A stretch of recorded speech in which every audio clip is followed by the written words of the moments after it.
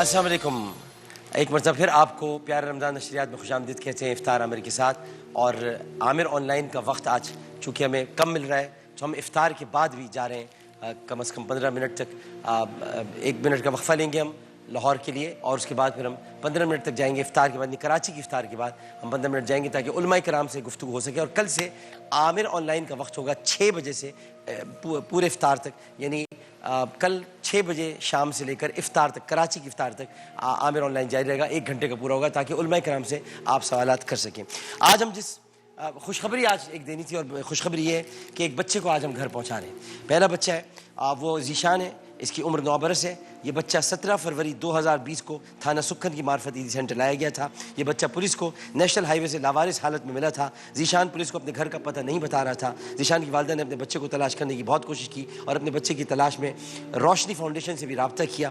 चूँकि हमारी टीम भी बच्चे की तलाश में मसरूफ़ थी और उस टीम की क़यादत करते हैं कामरान मिजाज साहब, लिहाजा रोशनी फाउंडेशन का ईदी होम कोरंगी और हमारे नुमाइंदे से रब्ता हुआ। जब हमारी टीम की बच्चों की शूट के लिए ईदी होम कोरंगी पहुँची तो इसी दौरान ज़ीशान की वालिदा वहाँ पहुँची और ज़ीशान से मिलते ही ज़ारो ज़ार रोने लगी और बेहोश हो गई। आइए आपको ज़रा दिखाते हैं बेटे के साथ माँ की मुलाकात का मंजर।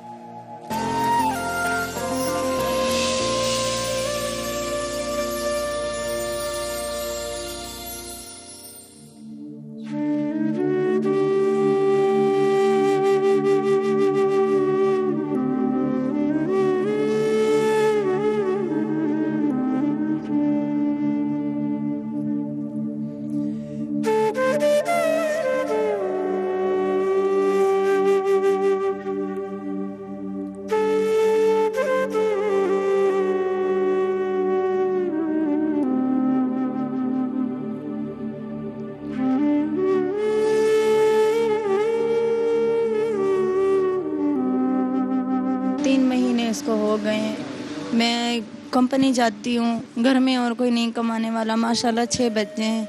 बस कंपनी की थी, ये पहले भी गुम हो गया था। ये रोशनी चैनल वाले भाई लोगों की मेहरबानी, इनकी वजह से मिल गया था। अभी परसों इन लोगों ने मुझे बुलाया था, उन्होंने बोला हमें इत्तला आई है। मैंने भी अभी भी थाने में रिपोर्ट करवाई थी, बहुत ढूंढा, मुझे नहीं मिला। मैं कंपनी गई हुई थी, बच्ची ये छोटी 10 साल की, वही इनका ख्याल करती है। वो बेचारी बर्तन धो रही थी, इसने बाहर से कुंडा लगाया और ये भाग गया। बच्ची ने जब तक दरवाज़ा खुलवाया वो सारे ढूंढते रहे, हमारे पड़ोसी भी ढूंढते रहे, नहीं मिला। शाम को आई हूँ तो बच्ची ने बताया अम्मी ज़ीशान फिर भाग गया। मैं ढूंढती रही, 3-4 दिन ढूंढ के फिर थाने में गई। उन लोगों ने बोला कि आपका बच्चा भाग जाता है, आप तो यहाँ काम कर लो या तो बच्चे को संभालो। मैंने फिर उनको सब बताया। मेरे घर पे और कोई कमाने वाले नहीं, मैं काम पे जाती हूँ तो बच्चे पालती हूँ, मैं क्या करूँ मुझे बताएं। भाई मेरा इन बच्चों के अलावा और कोई नहीं है।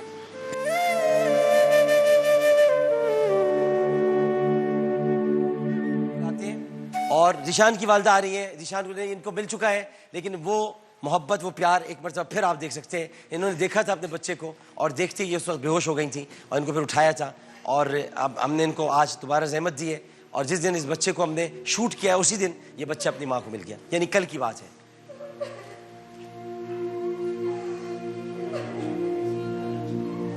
जी कारी साहब पूछ रहे, बहन ये जवाब दीजिएगा मुझे, क्यों बार बार भाग जाता है, इसकी क्या वजह है? पता नहीं सर, मैंने बहुत दफा इसको पूछा है, बेटा तुझे किस चीज की जरूरत है मुझे बता। और कोई बच्चा ऐसी हरकत नहीं करता, बस ये करता है, नहीं बताता मुझे। मेरी बहन ने भी पूछा और सब पूछते हैं, बेटा तुझे कुछ चाहिए तो हमें बता, तेरी अम्मी नहीं लेके देती, हम लेके देंगे। लेकिन ये बहुत परेशान कर देता है, सब पहले मेरी बोलती है। अभी इसको संभाल के रखना है आपने, इसको बिल्कुल इसका ख्याल रखना है। और कुछ आपको महमूदा सुल्ताना फाउंडेशन की तरफ से दिया जा रहा है, बच्चे के लिए साथ जाएगा, ठीक है? बहुत तालियां हमारे पास है नहीं आपके लिए, दुआएं हैं बहुत सारी दुआओं के साथ हम आपको साथ हैं। बहुत शुक्रिया, बहुत शुक्रिया, बहुत शुक्रिया। बहुत सारी दुआएं, उलमा की भी दुआएं आपके साथ हैं। और मैं नाज़रीन आपसे भी कहूँगा कि दुआ रखें, आपको तंदुरुस्ती दे, प्लीज़। बहुत आपकी बहुत मेहरबानी। तो ये एक पहली आज कामयाबी, यानी कल शूट हुआ था और आज ही ये बच्चा अपने घर चला गया। بہت بہت شکریہ جی. علماء کرام تشریف فرمائیں جلدی جلدی. علامہ مفتی حنیف قریشی صاحب سربراہ شباب اسلامی پاکستان، ابو انشاء قاری خلیل الرحمان جاوید صاحب ناظم اعلیٰ مرکزی جماعت اہل حدیث، علامہ شبیر حسن میسمی صاحب چیئرمین زہرا اکیڈمی، سربراہ شیعہ علماء کونسل پاکستان، مولانا فضل سبحان صاحب خطیب و امام جامع مسجد یاسین، پرنسپل جامع تمیمی اور چھیپا صاحب موجود ہیں. آپ سب کو السلام علیکم. بلا توقف آپ چاہیں تو جی السلام علیکم. السلام علیکم. السلام علیکم ڈاکٹر وعلیکم صاحب. السلام. جی فرمائیے. ڈاکٹر صاحب میں اکرم قریشی بات کروں گلستان جوہر سے. جناب. ڈاکٹر صاحب میرا سوال ہے علماء کرام سے کہ یہ جو آج کل ہم لوگ کرنٹائن میں بیٹھے ہوئے ہیں گھر کے اندر، تو ہمیں ایک بہت اچھا موقع قدرت نے دیا ہے. حالانکہ مانتے ہیں ایک وبائی آفت ہے ہمارے اوپر، لیکن ایک اس کے ساتھ ایک موقع یہ ملا ہے کہ ہم اپنے بچوں کے ساتھ، اپنی فیملی کے ساتھ ایک اچھی انڈرسٹینڈنگ کے ساتھ وقت گزاریں، اور جو اسلامی تعلیمات کے تحت ان کو کچھ باتیں جو ہم بتا نہیں پاتے تھے یا ان کو سکھلا نہیں سکتے تھے، تو وہ ہمیں اچھا موقع مل گیا ہے کہ ہم ان کو اچھی طریقے سے وہ بتائیں اور کر کے بھی دکھائیں. لیکن مجھے بڑا افسوس ہوتا ہے کہ سوشل میڈیا کے حوالے سے مجھے کچھ چیزیں نظر آتی ہیں کہ گھروں میں لڑائیاں ہو رہی ہیں، بیوی کی انڈرسٹینڈنگ نہیں ہے شوہر کے ساتھ، اور اختلافات بڑھتے چلے آ رہے ہیں. پھر اخبارات دیکھتے ہیں تو ان میں بھی یہ چیزیں آتی ہیں کہ فلاں جگہ طلاق ہو گئی، یہ ہو گئی. تو میں علماء کرام سے خصوصی طور پہ محمد حنیف قریشی صاحب اگر موجود ہیں تو ان سے میں کہوں گا کہ اس کے اوپر جو ہے تھوڑی سی روشنی ڈالیں. اگر نہیں یقیناً موجود ہیں مفتی حنیف قریشی صاحب. مفتی صاحب اس پہ روشنی ڈالیے کہ بجائے اس کے کہ ہم سیکھیں، ہم تو اور پستی کی طرف بڑھ رہے ہیں. بسم اللہ الرحمن الرحیم. یعنی کہ ایک سوال میں بہت سارے سوالات ہیں جن کو میں چاہوں گا کہ میں بالکل اختصار کے ساتھ چیز عرض کر دوں. پہلی بات یہ انہوں نے کہی ہے کہ ایک والد کی ذمہ داری ہے کہ وہ اپنی اولاد کی تربیت کرے.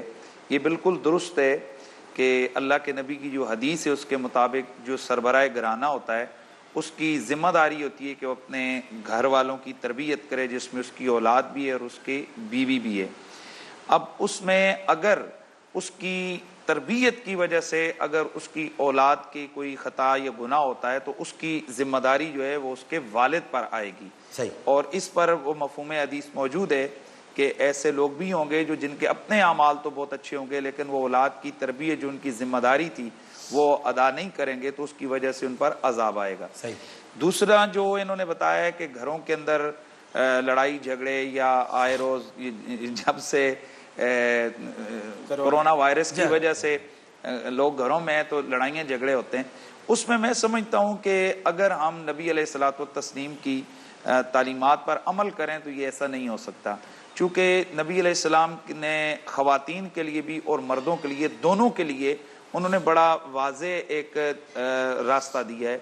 جو گھروں میں خواتین ہیں وہ جو کام کاج کرتی ہیں ان کو اپنا برڈن یا بوجھ نہیں سمجھنا چاہیے، بلکہ بعض روایات کا مفہوم ہے کہ جو خواتین اپنے گھر میں کام کاج کرتی ہیں ان کو اتنا ثواب ملتا ہے جتنا میدان جہاد میں مجاہد کو ثواب ملتا ہے.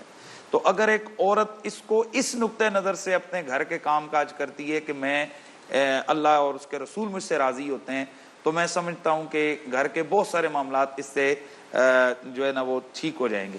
اور اگر مرد جو گھروں میں رہ رہے ہیں تو وہ جو ان کو غصہ ہے کہ ان کو کاروبار میں لاس ہو رہا ہے یا ان کو پریشانی ہے لین دین کی، ظاہر ہے اس وقت ساری دنیا بلکہ پاکستان میں اکثریت لوگ جو ہیں وہ پریشان ہیں کاروباری حوالے سے، تو وہ اپنی پریشانی جو ہے نا وہ خواتین پر نہ نکالیں، بلکہ بہترین طریقہ یہ ہے کہ وہ صبر کریں اور جو کچھ ہے وہ اس کو من جانب اللہ سمجھتے ہوئے اللہ تعالیٰ کی طرف سے یہ ایک آزمائش سمجھیں اور اس طریقے سے گھر کے اندر امن اور سکون رہے. بالکل صحیح. میسمی صاحب. بسم اللہ الرحمن الرحیم. اللہ سبحانہ و تعالیٰ نے قرآن مجید میں حکم ارشاد فرمایا ہے کہ یا ایھا الذین آمنوا قوا انفسکم واہلیکم نارا وقودھا الناس والحجارہ. اے ایمان والوں اپنے اور اپنے گھر والوں کو جہنم کی آگ سے بچاؤ جس کا ایندھن انسان اور پتھر ہیں. قرآن مجید کی آیات موجود ہیں، حضور اکرم اور ائمہ معصومین علیہ السلام کی روایات موجود ہیں، لیکن مشکل یہ کہ جس سے ہم توقع کر رہے ہیں کہ وہ تربیت کرے گا وہ تربیت شدہ نہیں ہے. اس کو بزنس کرنا تو سکھایا گیا ہے، اس کو کوئی آفس ورک کرنا تو سکھایا گیا ہے، اس کو کہاں سکھایا گیا کہ بچوں سے کیسے ڈیل کرو، بیوی سے کیسے ڈیل کرو. یا ہماری بیٹی جو وہاں پر بہو بن کر گئی ہوئی ہے اس کو کہاں ماں نے سکھایا ہے کہ شوہر کے ساتھ کس طرح سے رہو، بچوں کے ساتھ کس طرح سے رہو. ہمارے ہاں تربیت کا نظام ہے ہی نہیں. جب تک تربیت کا ایک پورا نظام نہیں ہوگا. ایک گاڑی چلانے کے لیے تو آپ کو لرننگ اسکول جانا پڑتا ہے اور پھر لائسنس لیتے ہیں. باپ بننے کے لیے, ماں بننے کے لیے, شوہر بننے کے لیے, بیوی بننے کے لیے کوئی سسٹم ہی نہیں. اس کے لیے علماء, جو لوگ سوسائٹی میں سوشل ورک کرتے ہیں, ان کا وظیفہ ہے کہ وہ ایسے انسٹیٹیوٹس بنائیں جہاں پر ہفتے کے 7 دن 15 دن کورسز ہوں. بہت سے لوگ چاہتے بھی ہیں, ایسا نہیں کہ نہیں چاہتے.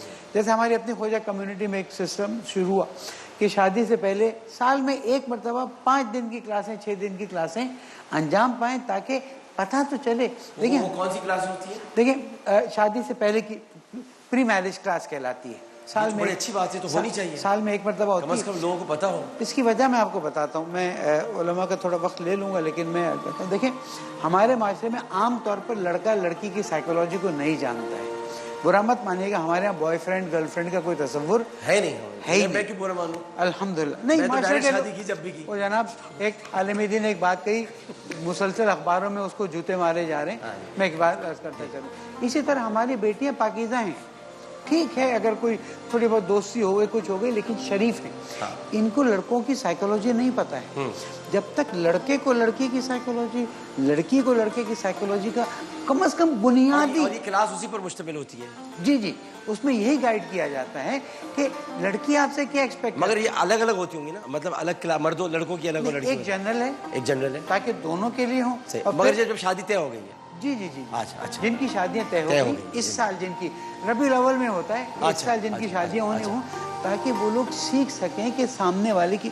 مسئلہ سب سے بڑا وہاں آتا ہے جب ذہنیت انسان کو پتہ نہیں ہوتی. اگر ذہنیت پتہ چل جائے تو انسان تو چاہتا ہے نا, پھر ایڈجسٹ کرتا ہے آدمی, ایڈجسٹ کرتا ہے. اور قرآن مجید میں بھی پھر اللہ تعالیٰ فرماتے ہیں وَلْيَعْفُوا وَلْيَصْفَحُوا أَلَا تُحِبُّونَ أَن يَغْفِرَ اللَّهُ لَكُمْ. معاف کرو, درگزر کرو. تم پسند نہیں کرتے کہ اللہ تمہارے گناہ معاف کرے. امید ہے انشاءاللہ آئندہ کے لیے ایسا سسٹم بنایا جائے کہ لوگ تربیت. فضل سبحان صاحب یہ بڑی اچھے ایک نظام ہے. کیا یہ اہل سنت میں بھی اس طرح ہے رائج؟ ایک وقفہ لے لیں پہلے, پھر آپ کی طرف آتے ہیں. وقفہ لیتے ہیں, وقفہ فضل سبحان صاحب سے اور پھر قاری خلیل الرحمان جاوید صاحب سے. نقطہ بہت اچھا ہے علامہ شبیر حسن میثمی صاحب کا, لیکن کیا یہ اور طبقات میں اور مکاتب فکر میں یہ اس کا ہم اس کو کر سکتے ہیں؟ لیکن یہ اس کا جواب ہم لیں گے کراچی کی اذان کے بعد. کراچی کی اذان کے بعد آپ نے اس کا جواب دینا ہے, کیونکہ اس کے بعد جب ہم واپس آئیں گے تو کراچی کی اذان ہوگی. ایک وقفہ. السلام علیکم ورحمۃ اللہ. پھر آ گیا پیارا رمضان, دیے ہوئے رزق سے افطار کیا. اللہ اکبر, اللہ اکبر, اللہ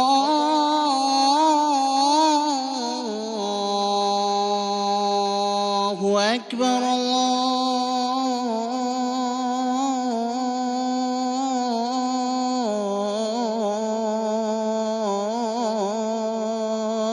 أكبر. أشهد أن لا إله إلا الله.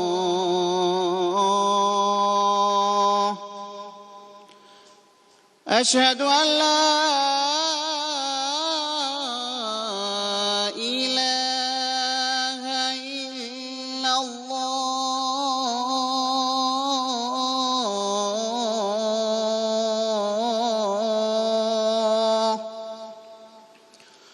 أشهد أن محمدًا رسول الله.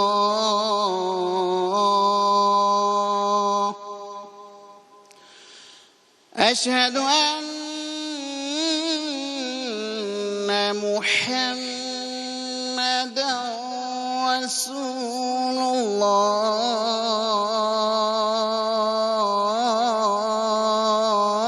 الله. حي على الصلاة.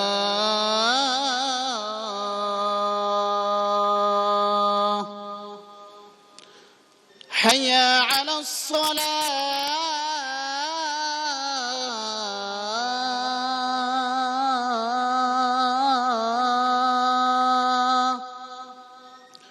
حي على الفلاح.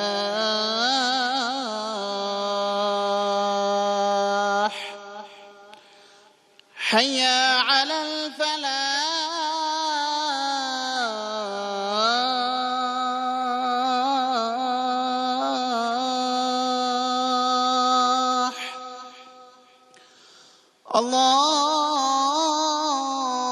الله أكبر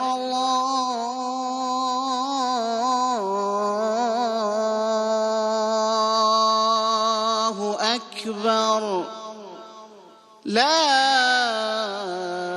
إله إلا الله اللهم رب هذه الدعوة التامة والصلاة القائمة آت محمدا الوسيلة والفضيلة والدرجة الرفيعة وابعثه مقاما محمودا الذي وعدته وارزقنا شفاعته يوم القيامة إنك لا تخلف الميعاد آمين يا رب. مفتی حنیف صاحب دعا فرمائیں. کوئی کمی کوتاہی غلطی ہوئی اس کو معاف فرما، اور یا اللہ کریم ہمارے محترم ڈاکٹر عامر لیاقت حسین صاحب کو دنیا اور آخرت کی بلائیاں نصیب فرما. وصلی اللہ علی حبیبی محمد وآلہ وصحبہ اجمعین برحمتک یا ارحم الراحمین. مفتی فضل ونصلی علی رسولہ الکریم. حدیث پاک میں رسول اللہ صلی اللہ علیہ وسلم کا فرمان ہے کہ انسان اپنی اولاد کو جو سب سے بہترین صدقہ دیتا ہے وہ ادب ہے، تربیت ہے. دیکھیں رسول اللہ صلی اللہ علیہ وسلم نے اور قرآن کریم میں رب العالمین نے حسن معاشرت کے لیے کچھ اصول بتلائے ہیں. سب سے پہلا اصول یہ ہے وَلَا تُصَغِّرْ خَدَّكَ لِلنَّاسِ، کہ کوئی کسی سے ملتے وقت اپنی پیشانی پر شکنے نمودار نہ کرے. وہ شوہر بیوی سے ملے، بیوی شوہر سے ملے، باپ بیٹے سے، بیٹا باپ سے، استاد شاگرد سے، دوست سے، کوئی پڑوسی اپنے پڑوسی سے، تو ملتے ہوئے اس کے چہرے پر بشاشت اور مسکراہٹ ہو. حدیث پاک میں رسول اللہ صلی اللہ علیہ وسلم کا فرمان ہے ان من الصدقہ ان تلقى اخاک بوجہ طلیق وفی روایت بوجہ طلق، کہ یہ بھی بہترین صدقہ ہے کہ تم اپنے بھائی سے ملو مسکراتے چہرے کے ساتھ. دوسرا جو اصول ہے وَقُولُوا لِلنَّاسِ حُسْنًا، سب سے پہلے انسان جب کسی سے اثر اور تاثر لیتا ہے وہ اس کے چہرے کی بشاشت سے لیتا ہے، اور پھر جب اس کے منہ سے بات نکلتی ہے قُولُوا لِلنَّاسِ حُسْنًا، یہ میٹ پولائٹلی اور سپیک پولائٹلی، یہ در حقیقت قرآن کریم میں اور فرامین نبوی صلی اللہ علیہ وسلم میں موجود ہیں. قرآن کریم کے 30 پارے ہیں، جو 15واں پارہ ہے جو قرآن کا نصف ہے، وَلْيَتَلَطَّفْ، یہ تھوڑا سا ہائی لائٹ ہے. اس کو قرآن کا سینٹرل آئیڈیا کہا جا سکتا ہے. اس کا مطلب اصحاب کہف کا واقعہ ہے لیکن عموم ہے، اور چاہیے کہ یہ نرمی اختیار کریں. جب گفتار میں نرمی ہوگی تو شوہر بیوی سے کیوں لڑے گا، بیوی شوہر سے ناراض کیوں ہوگی، استاد اور شاگرد میں خلیج کیوں آئے گی، پڑوسیوں کے درمیان نفرت کے بیج کیسے پیدا ہوں گے. گفتار میں نرمی ہونی چاہیے، اور کردار تو ظاہر ہے، کریکٹر تو بہترین چیز ہے. اقبال نے یہی تو کہا کہ مسجد تو بنا دی شب بھر میں ایمان کی حرارت والوں نے، من اپنا پرانا پاپی ہے برسوں میں نمازی بن نہ سکا. اقبال بڑا اپدیشک ہے، من باتوں میں موہ لیتا ہے، گفتار کا یہ غازی تو بنا کردار کا غازی بن نہ سکا. تو ہماری زبان میں جب نرمی ہوگی، گفتار میں نرمی ہوگی، رسول اللہ صلی اللہ علیہ وسلم نے فوکس اس کو کیا. فرمایا قیامت کے دن میری مجلس میں سب سے زیادہ قریب کون لوگ ہوں گے؟ احاسنکم اخلاقا، جن کے اخلاق اچھے ہوں گے. رسول اللہ صلی اللہ علیہ وسلم نے فرمایا کہ یہ آدمی برا ہے. اتنے میں اس آدمی نے آنے کی اجازت طلب کی. جب وہ آیا تو رسول اللہ صلی اللہ علیہ وسلم نے نرم گفتگو کی. امی عائشہ رضی اللہ تعالیٰ عنہ فرمانے لگی آپ نے پہلے فرمایا بئس اخو العشیرہ، بئس ابن العشیرہ، یہ برا آدمی ہے. جب یہ آپ کے پاس آ کر بیٹھا النت لہ القول، ترمذی شریف میں ہے، آپ نے تو بڑی نرم گفتگو کی. آپ نے فرمایا کہ مجھے اللہ نے ترش روح اور سختی سے بات کرنے والا پیدا نہیں کیا. لوگ میرے بارے میں یہ نہ کہے کہ آپ سخت زبان استعمال کرتے ہیں. وَلَوْ كُنْتَ فَظًّا غَلِيظَ الْقَلْبِ لَانفَضُّوا مِنْ حَوْلِكَ. صحابہ آپ کے گرد ستاروں کی طرح جو جمع ہوئے، اس کا قرآن نے نقشہ یہ بتلایا کہ آپ میں سختی نہیں تھی، آپ کے اخلاق وَإِنَّكَ لَعَلَىٰ خُلُقٍ عَظِيمٍ. تم تو آپ بہت سبلائم نرم، کیریکٹر تم تو بہت نرم خو واقع ہوئے ہو محمد. یہ ذکر ہے قرآن شریف. بہت بہت خوبصورت گفتگو. ایک کالر کو لے لیں پھر آپ کی طرف اس سوال کے ساتھ آتے ہیں. تربیت کافی نہیں ہوگی؟ نہیں بہت اچھی ہوگی لیکن آپ بھی تھوڑی تربیت فرمائیں. اچھا میں بھی کروں. ہاں السلام علیکم. السلام علیکم. وعلیکم السلام. جی فرمائیے. عامر بھائی میرا سوال یہ ہے کہ میں بہت پریشان ہوں، جی بہت زیادہ تکلیف میں ہوں. جی. میری آزمائشیں ختم نہیں ہوتی ہیں.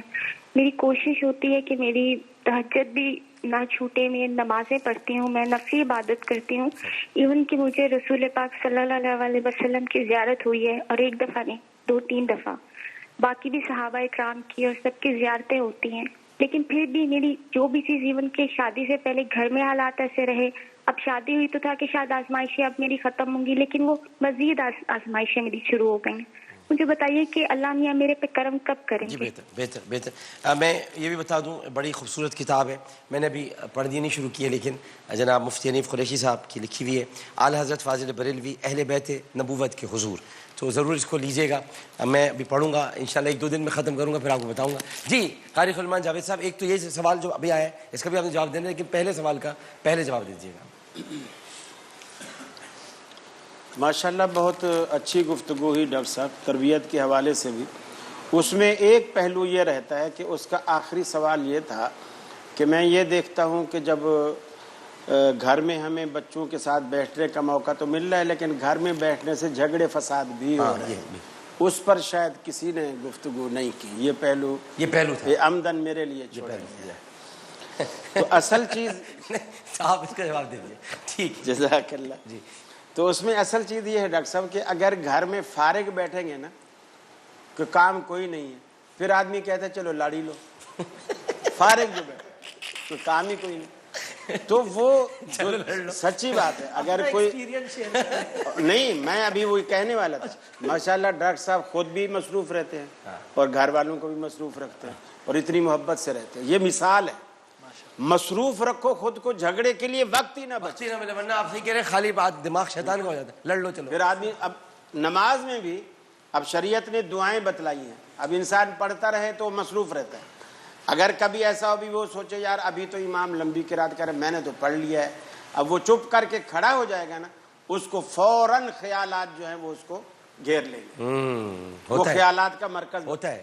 جیسے مصروفیت ختم ہوئی، شیطان کو اپنا موقع مل جاتا ہے کام کرنے کا. اور کسی گھر کے اندر شیطان کے لیے سب سے اہم کام اور ابلیس کو سب سے زیادہ پسند ہی یہی ہے کہ کسی مسلمان کے گھر کے اندر جائے اور 2 مسلمان میاں بیوی کے درمیان تنازع پیدا کرا دے. اور یہ ابلیس کے ہرکاروں کا سب سے کامیاب ہرکار ہے، وہ جو کہتے ہیں کہ میں اس سے خوش ہوا جس نے یہ کام کر دیا. جی بالکل، اس کی پیٹھ تھپی اور کہا شاباش، کام تو بس تو نے کیا ہے. تو گھر میں رہے اچھی بات ہے، لیکن خود کو مصروف رکھے. ٹھیک. اچھا دوسرے سوال کا جواب بھی دے دیں. آپ نے دوسرا بھلوا ہی دیا. پہلا وہ یہ تھا کہ وہ خارج کہہ رہی ہیں کہ مجھے کئی مرتبہ رسول کریم صلی اللہ علیہ وسلم کی زیارت بھی ہوئی ہے، صحابہ کی بھی ہوئی ہے، لیکن میری پریشانیاں ختم نہیں ہوتی، گھر میں پریشانیاں بہت. ڈاکٹر صاحب ان کے پہلے نقطے کو ذرا میں عرض کرتا ہوں. وہ کون مرد ہے جو گھر میں فارغ بیٹھا ہو جس کے پاس موبائل نہیں اور واٹس ایپ نہیں ہے؟ یہ بتائیے ذرا. ہاں یہ دیکھیے واٹس ایپ اور موبائل کی وجہ، یہی تو اصل لڑائی کا سبب ہے. لیجیے کیوں؟ اسے ہمیں سمجھائیں. اس لیے کہ موبائل کو جو ہے مثلا میں اس میں موبائل اٹھا کے بیٹھے ہیں، اب ادھر جو بھی کبھی ادھر بیٹھے کبھی ادھر بیٹھے، کبھی توجہ ہی نہیں ہے، توجہ ساری موبائل کی طرف. تو اس کو یہ لگتا ہے کہ یہ موبائل جو ہے موبائل نہیں ہے بلکہ میری سوکن ہے. تو وہ جھگڑا اس لیے پیدا ہوتا ہے. صحیح ہے، صحیح بات. یہ انہوں نے صحیح، اصل میں خود تو کہہ نہیں سکتے تھے تو مجھ سے کہہ لو. چلے یہ دوسرا جواب دے دیجیے. بھابھی سے معذرت. بھابھی تو ظاہر ہے کہ ہماری بڑی بہنوں کی طرح ہے اور ان سے تو معذرت ظاہر کرنی ہے، لیکن تو آپ عذرائے تفنن کہہ رہے ہیں تو آپ محبت بھی کہہ رہے ہیں. اچھا دوسری جو بات تھی کہ اصل میں اگر کوئی آدمی نیک ہوتا ہے نا، اس کو جو پریشانیاں آتی ہیں یا تو اللہ تعالیٰ اس کے درجے بلند کر رہا ہوتا ہے، اور یا پھر اللہ تعالیٰ اس کی زندگی میں کوئی خطائیں، کوئی گناہ لغزشیں ہیں، اللہ تعالیٰ ان کو معاف کر رہا ہوتا ہے، تاکہ جب آخرت میں یہ بندہ میرے پاس آئے یا یہ بندی میرے پاس آئے تو بالکل ایسے گناہوں سے پاک صاف آئے کہ بالکل سیدھی جنت میں چلی جائے۔ نیک آدمی کو جب بھی پریشانی آتی ہے عذاب کی شکل میں نہیں آتی۔ خود حضرت عائشہ فرماتی ہیں نبی رحمت صلی اللہ علیہ وسلم کو جب تک بخار نہیں آیا تھا میں یہ سمجھتی تھی کہ یہ بخار جو ہوتا ہے یہ دوزخ کی گرمیوں میں سے کوئی گرمی ہے، اور جب نبی رحمت صلی اللہ علیہ وسلم کو بخار آیا اور اتنا آیا کہ ٹھنڈے پانی کے کئی مشکیزیں آپ پر ڈالے جاتے تھے، میں نے فوراً اپنے عقیدے کو، اپنے نظریات کو چینج کیا کہ اگر یہ جہنم کی گرمی ہوتی نبی رحمت صلی اللہ علیہ وسلم کو کبھی نہ ہوتا۔ سبحان اللہ، سبحان اللہ۔ تو اللہ تعالیٰ اپنے نیک بندوں کے درجات بلند کرنے کے لیے ایسی چیزیں لاتا ہے، ان کو آزمائش میں لاتا ہے تاکہ آخرت میں درجے بلند سے بلند تر ہوتے چلے جائیں۔ بس یہ صبر سے کام لیں، یا ایھا الذین آمنوا استعینوا بالصبر والصلاۃ، صبر سے، اور جس طرح کہتی ہیں میں تہجد بھی پڑھتی ہوں، اچھی بات ہے، تہجد پڑھتی رہیں، اور مصلی بچھا کے رات کو جتنا اب اللہ کے آگے رو سکتی ہیں اللہ کے آگے روئیں، اور میں سمجھتا ہوں اس سے زیادہ رحیم کریم آنسو پوچھنے والا اور کوئی نہیں۔ مفتی علی فرشتہ ماشاءاللہ جو انہوں نے بات کی ہے میں اسی کو تھوڑا سا آگے لے کر چلتا ہوں۔ یہ بالکل درست ہے کہ نیک آدمی جس پر زیادہ سے زیادہ آزمائشیں آتی ہیں وہ اس کے درجات کی بلندی کا یا گناہوں کی معافی کا ذریعہ ہوتی ہیں۔ حدیث شریف میں آتا ہے کہ ایک شخص ہے جس کا جوتا گم ہو گیا اور اس پر وہ جتنی پریشانی کرتا ہے، یعنی کہ میرا جوتا کہاں گم ہو گیا، اس پر بھی اللہ تعالیٰ اس کے درجات کو بلند کرتا ہے۔ ایک اور روایت میں آتا ہے کہ اگر ایک شخص کو کانٹا چبھتا ہے اور اس کانٹا چبھنے پر بھی اللہ رب العزت اس کی خطاؤں کو بھی معاف فرماتا ہے اور اس کے درجات کو بھی بلند فرماتا ہے۔ اسی طریقے سے یہ جو ہماری فکری پریشانیاں ہیں، خیالات کے حوالے سے، معاشی حوالے سے، تو یہ سب اللہ رب العزت کی طرف سے اس بندے کی محبت کا ایک انداز ہے کہ گویا اللہ تعالیٰ کی یہ بندہ یا یہ بندی اس کی نگاہ میں۔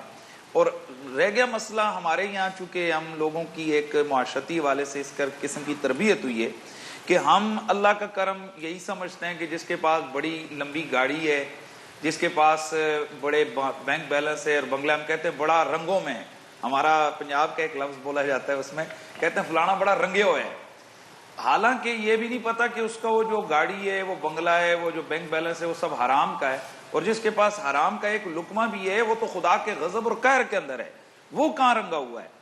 تو اصل مسئلہ یہ ہے کہ ہمارے یہاں اللہ کی طرف سے جو کرم یہ سمجھا جاتا ہے کہ بڑا بندہ اچھا کھاتا ہو، اس کا اچھا رہائش کا، حالانکہ ایسا نہیں ہے، بلکہ خود نبی رحمت صلی اللہ تعالی علیہ وسلم کائنات میں رنگ جن کی وجہ سے چڑھتے ہیں، کائنات میں کرم جن کے صدقے سے ہوتے ہیں، ان کے گھر کا یہ عالم ہے کہ خود امی جی سیدہ کائنات سیدہ عائشہ صدیقہ سلام اللہ علیہ آپ فرماتی ہیں کہ ایسا بھی ہوتا تھا کہ ہمارے گھر میں کئی ایام تک چولہا نہیں جلتا تھا۔ اب بتائیں کہ رسول اللہ سے زیادہ کون رنگا ہوا ہے؟ خود مولا کائنات علی المرتضیٰ کرم اللہ تعالی وجہ الکریم، آپ کے گھر کے یہ کئی روایات کے اندر موجود ہے کہ وہاں کے یہ عالم ہے کہ جناب خود آپ کے اور آپ کے گھر والے 3 دنوں تک بھوکے پیاسے رہتے ہیں۔ تو اب کیا آپ کیا کہیں گے ان سے زیادہ کون ہے پسندیدہ شخص اللہ کی نگاہ میں؟ حالانکہ جن کے بارے میں اللہ کے نبی کی حدیث موجود ہے کہ لوطین الرایۃ غدا رجلا یحب اللہ ورسولہ ویحب اللہ ورسولہ، کہ کل میں جھنڈا اس بندے کے ہاتھ میں دوں گا خیبر والے دن کہ جو اللہ اور اس کے رسول کا سب سے زیادہ محبوب ترین ہستی ہوگی۔ اب بتائیں جو محبوب ترین ہے تو پھر ان کے گھر کے یہ معاملات، اس کا مطلب یہ ہے کہ یہ جو ہم نے اپنے ذہن میں بنایا ہوا ہے کہ جس کے پاس بینک بیلنس، کھانا پینا اچھا ہو تو وہ خدا کی نگاہ میں آتا ہے، ایسا نہیں ہے۔ یہ جو رزق کا معاملہ ہے یہ ہمارا یہ نظریہ اور عقیدہ ہونا چاہیے کہ جس کے نصیب میں رزق ہے واللہ یرزق من یشاء بغیر حساب، اللہ رب العزت جسے چاہتا ہے اسے بغیر حساب کے رزق عطا فرماتا ہے، یہ اس کی چناؤ ہے، اس میں یہ اچھا ہونا یا وہ یہ وہ نہیں ہے۔ تو میری بہن جس کو بالخصوص میں تو اللہ ان پر کرم کرے جو فرما رہی ہیں کہ مجھے نبی رحمت صلی اللہ علیہ وسلم کی زیارت کئی مرتبہ، تو یہ تو بہت بڑی سعادت کی بات ہے۔ تو اس کا مطلب ہے کہ اس کے بعد ان کو تو یہ کہنا ہی نہیں چاہیے کہ پتہ نہیں وہ کس پریشانی میں۔ میزبی صاحب میں سمجھتا ہوں کہ علماء نے بڑی خوبصورت گفتگو کی ہے. صرف یہ خاتون اپنے اطراف کی اپنے لیول کی خواتین کو دیکھے کہ وہ ان سے زیادہ کتنی تکلیف میں ہیں, ان کی پریشانی کتنی زیادہ ہیں. ہو سکتا ہے اس سے ان کو صبر آئے اور احساس ہو کہ نہیں میرے پاس نعمتیں بہت زیادہ ہیں, میں صرف نیگیٹو سائڈ کو دیکھ رہا ہوں اس وجہ سے. اس لیے بہت زیادہ ضروری ہے کہ اپنی نعمتوں کو گنیں اور اس کے بعد کمپیئر کریں کہ جو تکلیفیں مشکلات ہیں وہ نعمت کے مقابلے میں کم ہیں یا زیادہ ہیں, تاکہ شکر زیادہ ہو. وَلَئِن شَكَرْتُمْ لَأَزِيدَنَّكُمْ, تم شکر کرو کہ نعمت زیادہ ہوتی جائے گی. عام طور پر احساس کیا جاتا ہے, جب احساس دلایا جاتا ہے کہ جناب اس طرح سے نہیں ہے, آپ سمجھ رہے ہیں, تو پھر ایسی صورت میں انسان کو احساس ہو جاتا ہے کہ میں غلط سمجھ رہی ہوں. فضل زمان سے دیکھیے بہن کے سوال میں اور اس سے پہلے بھی جو بات آئی کہ گھروں میں جھگڑے بھی ہوتے ہیں, ناچاکیاں ہوتی ہیں, تو قرآن کریم کا ایک حکم ہے اور رسولوں کو خطاب کیا گیا, یا ایھا الرسل کلوا من الطیبات واعملوا صالحا, اے رسولو پاک حلال مال کھاؤ اور نیک عمل کرو. مفسرین نے یہ نقطہ لکھا کہ کھانے کا نیک عمل کے ساتھ کیا جوڑ, فرمایا نیک عمل کی توفیق تب ملے گی جب کھانا پینا حلال کا ہوگا. گھروں میں جھگڑے ناچاکیوں کی ایک بہت بڑی وجہ کہ ہم اپنی اولادوں کو مکمل حلال نہیں کھلا رہے ہوتے, کہیں نہ کہیں اس میں حرام کی آمیزش ہوتی ہے. رسول اللہ صلی اللہ علیہ وسلم کا فرمان ہے, ایک آدمی دور دراز سے سفر کر کے آتا ہے, یطیل السفر, سفر بھی لمبا کیا, اشعثا بال بھی پراگندہ ہے, اغبر پاؤں بھی غبار آلود ہے, اور بڑی الہا وزاری لجاجت کے ساتھ یا ربی کی صدا لگا رہا ہے. مطعمہ حرام, کھانا حرام کا, مشربہ حرام, پینا حرام کا, ملبسہ حرام, لباس حرام کا, اس کا جسم پلا بڑا نشو نما ہوئی حرام سے, فأنا یستجاب, اس کی دعا کیسے قبول ہوگی؟ تو سب سے بڑی بات یہ ہے کہ اگر ہمارے اوپر حالات آتے ہیں تو علماء نے لکھا ہے یہ حالات یا تو عذاب ہیں اور یا رفع درجات کا سبب ہیں. پتہ کیسے چلے کہ یہ آدمی اللہ کی پکڑ میں ہے یا اللہ اس کے درجات کو بڑھانا چاہ رہا ہے؟ فرمایا کہ جو اللہ کی پکڑ میں ہوگا وہ شکوے کرے گا, شکایات کرے گا, واویلا کرے گا, وہ دین سے اور متنفر ہوگا, کہے گا میرے حالات ٹھیک ہو جائے تب نماز شروع کروں گا, اب مجھ سے وظیفہ نہیں ہوتا. اور فرمایا جس کے درجات اللہ بڑھائیں گے تو وہ شکوہ شکایت یہ کلمات نہیں کرے گا. اللہ فرماتے ہیں کہ تم دن رات میری نافرمانی کرتے ہو, میں نے فرشتوں کے بیچ میں تمہاری شکایت شکوہ نہیں کیا, اور اگر تم پر تھوڑی سی تنگی آتی ہے تم فوراً اللہ کی شکایت اور شکوہ کرنے لگ جاتے ہو. تو ناشکری ایک بہت بڑا گناہ اور ناسور ہے جس میں ہم سب مبتلا ہے. میسمی صاحب کی اس بات کو میں بہت اہمیت دوں گا کہ ہر آدمی جب اپنے سے نیچے دیکھے گا کہ مجھ سے زیادہ پسماندہ اور کم تر طرز زندگی گزارنے والے کتنے ہیں, تو اس کو اللہ کی نعمتوں پر صبر بھی آ جائے گا, شکر بھی آ جائے گا. بالکل, بہت بہت شکریہ مفتی حنیف قریشی صاحب آپ کا, علامہ شبیر حسن میسمی صاحب آپ کا, مولانا فضل زمان صاحب آپ کا, جناب قاری خلیل الرحمان جاوید صاحب آپ کا, رمضان شیبہ صاحب آپ کا, بہت بہت شکریہ. شکریہ جناب احمد رضا قادری, مکرم علی خان صاحب, علی محمد خان صاحب, محمود مدنی صاحب, شہریار طارق صاحب, واصل شاہد صاحب. اللہ نور سماوات والارض سحری میں آپ کو بلائیں گے, ذرا تھوڑا سا اس کے بارے میں سن لیں گے. عامر لیاقت حسین کو اجازت دیجیے. کل سے انشاءاللہ تعالی عامر آن لائن 6 بجے اسٹارٹ ہوگا اور افطار کے وقت تک جاری رہے گا. تو ہم نے یہ ٹائم سیٹ کر دیا, اور آج یعنی جو سحر کی نشریات ہوں گی اس میں نماز فجر سے پہلے عالم آن لائن اختتام پذیر ہو جائے گا, اور فجر کے بعد مولانا آزاد جمیل صاحب اپنا خطاب کریں گے. یعنی اس طرح آج ترتیب ہم نے بنا دی ہے, اور یہ اب انشاءاللہ تعالی چاند رات تک جاری رہے گی. مجھے اجازت دیجیے. اللہم صلی علی سیدنا و مولانا محمد وعلی آلہ وصحبہ وبارک وسلم وصلی علیہ. میری آپ سے ملاقات ہوگی 8 بجے جیو پاکستان میں, اور اس کے بعد پھر سحر کی نشریات میں. اس اپنے پن کے ساتھ کہ اپنا بہت خیال رکھیے گا. اللہ حافظ.